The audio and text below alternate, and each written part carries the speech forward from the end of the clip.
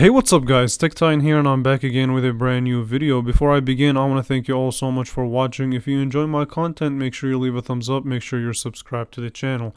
So with that being said, I want to share with you guys my thoughts on the upcoming iPhone 16, which is nothing but 2 months away. So it's almost around the corner.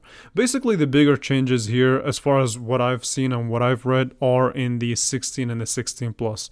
So the big thing here is the orientation of the camera, which is very reminiscent of the iPhone X and the iPhone or the iPhone 10 and the iPhone 10s from previous generations. It looks it looks the same as before for the most part.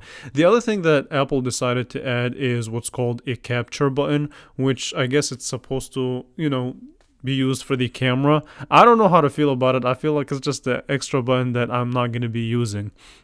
And for the standard 16 and the 16 Plus models, instead of this switch that they always had for your ringer, they'll use the action button on the standard model, which was introduced last year with the 16 Pro and the 16 Pro Max.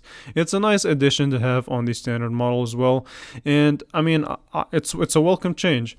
So also on the bottom, you'll still have your USB-C for better or for worse. So Apple is not getting rid of that port just yet, but I'm pretty sure in the future they'll try to find a way to make another proprietary cord for their iPhone lineup. As far as the display goes, I've heard or I've read some rumors that the display will be brighter, and on the 16 Pro and the 16 Pro Max, the bezels are going to be slightly smaller, but the standard model for the most part would look the same.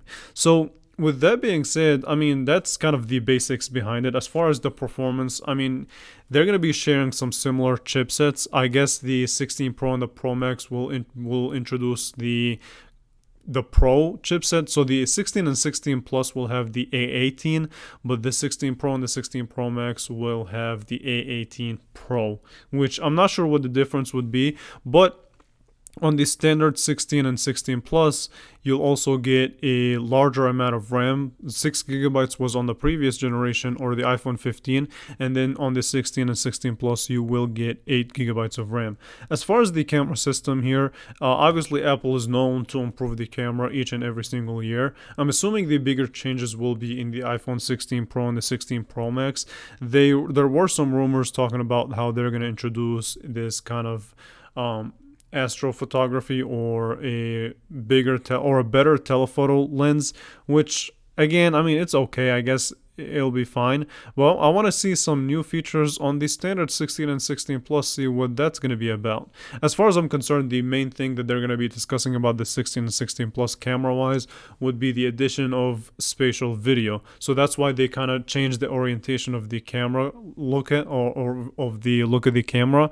But for the most part, I don't know if it's going to be worth the upgrade from the 15 or 15 Plus. I know there's going to be like new button like the capture button, but is that going to be justifying the price point of getting a brand new iPhone 16 and 16 Plus? Now, the 16 Pro and 16 Pro Max will have bigger sizes, so 6.3 inches on the 16 Pro and a 6.8 inches on the 16 Pro Max. Me personally, I don't know if if I'm excited for the 16 or the 16 Pro just yet. So we'll see what Apple announces in their September event, and then we'll make a decision right then and there. So with that being said, I want to thank you all so much for watching, and I'm really curious to hear your guys' thoughts in the comments below. How do you feel about the iPhone 16 and the 16 Plus or the 16 and 16 Pro Max? Let me know in the comments below, and I will catch you guys in the next one.